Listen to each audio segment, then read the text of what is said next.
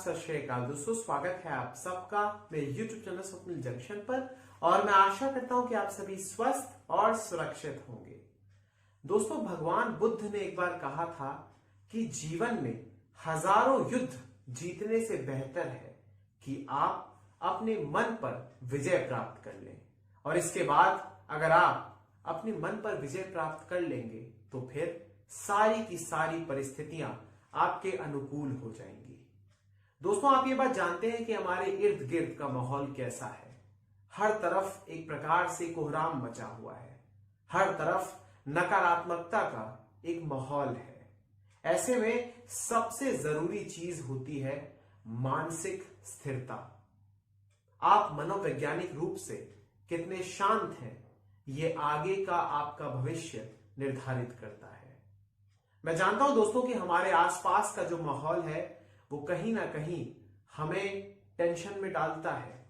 बहुत सारे लोग, विशेष रूप से युवा पीढ़ी, आज अपने भविष्य को लेकर आशंकित है। और ना सिर्फ युवा ही बल्कि हर वर्ग के लोग इस समय, हर आयु के लोग इस समय बहुत ज्यादा चिंता में है। उन्हें कहीं ना कहीं अपना भविष्य अंधकार में दिख रहा है। ऐसे में आज इस वीडियो के माध्यम से मैं एक बहुत छोटा सा प्रयास कर रहा हूं, लेकिन मुझे पूरी उम्मीद है कि ये प्रयास कहीं ना कहीं प्रभावशाली जरूर होगा। और इसमें आपके सहयोग की बहुत ज्यादा आवश्यकता है मुझे। और मुझे उम्मीद है कि आप अपना प्यार, अपना स्नेह इस वीडियो को जरूर देंगे। दोस्तों, ये एक नई शुरुआत मैं करने जा रहा हूं और कोशिश करूंगा कि हर सप्ताह मैं आपके पास एक ऐसी वीडियो जरूर लेकर आऊं जिसमें कोई एक ऐसी कहानी हो जो हमें जीवन का सार समझा दे। तो दोस्तों, आज की इस वीडियो में मैं आपको बताऊंगा भगवान बुद्ध की एक ऐसी ही कहानी, जिस कहानी से हमें जीवन में लड़ने की और जीवन में तमाम समस्याओं पर विजय प्राप्त करने की प्रेरणा मिलती है। तो चलिए, बिना किसी विलंब के अब इस वीडियो को शुरुआत करना चाहूंगा। दोस्तों, मैं इस कहानी को अब अगले हिस्सों में मैं आपके सामने रखना चाहूंगा। तो दोस्तों, इस कहानी को शुरू करने से पहले मैं आपको एक बात बताना चाहूंगा कि दरअसल ये कहानी मैंने एक अखबार में, एक समाचार पत्र में पढ़ी थी। और वहां पर मुझे ये कहानी इतनी अच्छी लगी कि मैंने ये निर्णय लिया कि मैं इसको वीडियो की फॉर्म में आपके सामने लेकर आऊंगा। दोस्तों, दरअसल होता यह है कि एक बार भगवान बुद्ध अपने कुछ शिष्यों के साथ यात्रा पर निकलते हैं। और गर्मी का टाइम था वो। दोस्तों, उस समय बहुत ज्यादा गर्मी पड़ रही थी बल्कि, अगर मैं कहूं, और सूरज भी परवान चढ़ रहा था। और आप ये बात भी जानते हैं कि उस दौरान भी यातायात के ज्यादा साधन उपलब्ध नहीं थे, इसलिए कोसों लंबा सफर, सैकड़ों मीलों का सफर पैदल ही तय किया जाता था। और इसी कड़ी में भगवान बुद्ध अपने कुछ शिष्यों के साथ, अपने कुछ अनुयायियों के साथ इस यात्रा पर निकलते हैं। और जैसा कि मैंने आपको बताया कि गर्मी का समय था, तो वहां पर एक बार क्या होता है कि यात्रा करते समय बीच में भगवान बुद्ध को प्यास लग जाती है और आसपास कहीं पर भी जल का कोई स्रोत मौजूद नहीं होता है। ऐसे में आप जानते हैं दोस्तों कि भगवान बुद्ध थे। उन्हें इस बात का आभास होता है कि आसपास कहीं जल का स्रोत है, कहीं पर एक झील है। और वो तुरंत अपने एक शिष्य को कहते हैं कि तुम जाओ और मेरे लिए जल लेकर आओ। और ये शिष्य जल लेने के लिए चला जाता है। अब ये शिष्य क्या जल लेकर आता है या नहीं, इसका उत्तर आपको मिलेगा वीडियो के अगले हिस्से में। तो जैसा कि दोस्तों आप लोग जानते हैं कि ये शिष्य दरअसल गया जल लेने, और उसके बाद जब वो झील के किनारे पहुंचता है तो वहां पर देखता है कि कुछ गांव वाले वहां पर स्नान कर रहे हैं। जैसा कि आप जानते हैं, आप कल्पना कीजिए कि गांव में क्या होता है। नदी का कोई स्रोत हो वहां पर, जल का कोई स्रोत हो वहां पर, कोई नदी हो, तालाब हो या झील हो, तो वहां पर गांव वाले अपने पशुओं को नहलाते हैं या कपड़े धोने जाते हैं या बर्तन धोने जाते हैं या स्नान करने जाते हैं। अपने दैनिक कार्य को वहां पर संपन्न करने जाते हैं। और इसी प्रकार से उस गांव में भी, उस गांव के लोग भी दरअसल इस झील में तमाम अपने दैनिक कार्यों को पूरा कर रहे थे। अब जब ये शिष्य जाता है तो ये देखता है कि चूंकि गांव वाले वहां पर नहा रहे हैं, धो रहे हैं, अपने पशुओं को नहला रहे हैं, कपड़े साफ कर रहे हैं, लिहाजा जो वहां जल है, नदी का जो जल है, झील का जो पानी है, वो दरअसल दूषित हो गया है, गंदा हो गया है। और वो इस गंदे पानी को, ये शिष्य सोचता है कि ये इस गंदे पानी को कैसे भगवान बुद्ध के पास लेकर जाएंगे, और अगर वो भगवान बुद्ध के पास इस दूषित जल को लेकर जाएगा तो भगवान बुद्ध बीमार पड़ सकते हैं। लिहाजा वो खाली हाथ ही भगवान बुद्ध के सामने आता है और लौट जाता है। और जब वो भगवान बुद्ध के सामने पहुंचता है तो वो वहां पर बोलता है और सारा का सारा वृतांत उनके सामने उनको बताता है। तो इसके बाद भगवान बुद्ध मन ही मन मुस्कुराते हैं और फिर कुछ कहते नहीं है। ये बात ध्यान रखिएगा दोस्तों कि भगवान बुद्ध ने कुछ कहा नहीं, लेकिन भगवान बुद्ध ने एक दूसरे शिष्य को भेजा कि जाओ और आप मेरे लिए पानी लेकर आइए। अब क्या ये जो दूसरा शिष्य गया, क्या ये पानी लेकर आया, या इसका भी हाल वैसा ही हुआ जैसा पहले शिष्य का हुआ?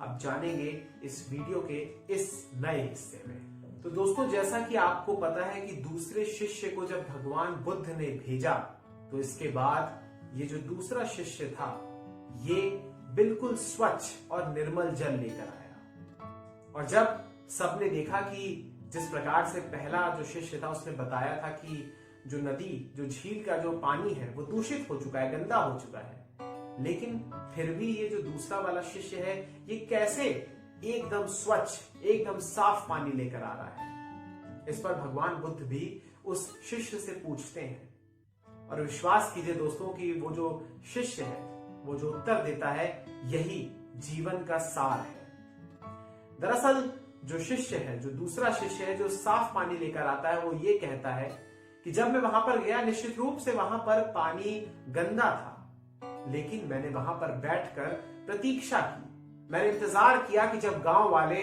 चले जाएंगे और उसके बाद पानी शांत हो जाएगा तो फिर जो गंदी मिट्टी है, जो गंदगी है, वो नीचे बैठ जाएगी और साफ पानी ऊपर आ जाएगा। और उसने प्रतीक्षा की और कुछ देर के बाद जब ये सारी प्रक्रिया हुई तो उसके बाद उसने एक पात्र में वो जल लेकर आया और भगवान बुद्ध के समक्ष उसने प्रस्तुत किया। अब दोस्तों, आपने ये पूरा का पूरा कहानी, इस कहानी को सुना, आपने इस पूरे के पूरे किस्से को आपने सुना। अब इससे जो सीख मिलती है वो वीडियो के इस अंतिम हिस्से में मैं आपके साथ साझा करने जा रहा हूं। तो दोस्तों, इस पूरे के पूरे किस्से या इस कहानी का जो संदेश है या इस कहानी से हमें जो संदेश मिलता है, मोरल ऑफ द स्टोरी क्या है, यह आपके लिए जानना जरूरी है। और भगवान बुद्ध कहते हैं कि हमारा जीवन भी पानी की तरह है, एकदम शुद्ध। लेकिन कई बार जब जीवन में विपत्तियां आती हैं, समस्याएं आती है, विपदा आती है, आपदा आती है, मुसीबतें आती है, तो कई बार हमें ये जीवन उस गंदे पानी की तरह लगने लगता है। और बहुत दफा ऐसा होता है, बहुत बार ऐसा होता है कि इंसान अपने सामने, जब कोई भी मानव, कोई भी मनुष्य अपने सामने समस्याओं को देखता है, चुनौतियों को देखता है, संकट को देखता है, तो वो डर जाता है, भयभीत हो जाता है। और कई बार ऐसा होता है कि वो उस पूरी समस्या से भाग जाता है, मुंह फेर लेता है। तो भगवान बुद्ध का ये कहना है कि अगर आप संयम रखें, अगर आप धैर्य रखें, अगर आप धीरज रखें, पेशेंस रखें, सब्र रखें, तो फिर आप भी निश्चित रूप से हर चुनौती का सामना कर पाएंगे। और यही इस मोरल, इस पूरी की पूरी स्टोरी का मोरल है। और मैं आपको बताना चाहूंगा दोस्तों कि यही जीवन का सार भी है। इस समय हमारे जीवन में एक संकट आया हुआ है, हम सबके जीवन में, और आप इसको इस तरीके से देखिए कि दुनिया के 700 करोड़ से ज्यादा लोग इस समय एक ही नाव में हैं और समंदर में, समुद्र में जो लहरें आ रही हैं वो कोरोना की है। अब क्या आपके पास दो रास्ते हैं, या तो आप हताश हो जाइए, निराश हो जाइए और कंट्रोल खो दीजिए अपनी नाव से और फिर आपकी नाव डूब जाएगी। या फिर आप बिल्कुल सही तरीके से पेशेंस के साथ, धैर्य रखते हुए, मानसिक तौर पर स्थिरता रखते हुए आप उस चुनौती का सामना कीजिए। जो पूरी की पूरी प्रक्रिया है, जो पूरी की पूरी टेक्निक है नाव चलाने की, ऐसी विकट परिस्थिति में जब तूफान आ जाए या लहरें उफान मारने लग जाए, तो अगर आप सिद्धांत का पालन करेंगे तो आपकी नाव यकीनी तौर पर किनारे पर पहुंच जाएगी। यानी यहां पर सबसे अहम है मेंटल स्टेबिलिटी और दूसरा है पेशेंस। तो इस कहानी से दोस्तों हमें यही दो बहुत महत्वपूर्ण संदेश मिलते हैं और मैं उम्मीद करता हूं कि आज की ये वीडियो आपको पसंद आई होगी दोस्तों। और इस वीडियो को अधिक से अधिक शेयर जरूर कीजिएगा, लाइक जरूर कीजिएगा और चैनल को सब्सक्राइब जरूर कीजिएगा दोस्तों, और बेल के आइकन को जरूर प्रेस कर दीजिएगा ताकि जब भी मैं अपनी कोई भी वीडियो डालूं आप तक उसका नोटिफिकेशन फौरी तौर पर पहुंच जाए। बहुत बहुत शुक्रिया, बहुत बहुत धन्यवाद। जय हिंद, जय भारत, वंदे मातरम, इंकलाब जिंदाबाद, सत्यमेव जयते। नमस्कार।